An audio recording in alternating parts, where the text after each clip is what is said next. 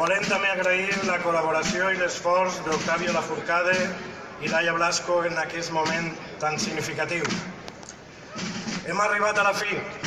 En nom de l'Ajuntament de Xàtiva, us agraïsc la seva presència.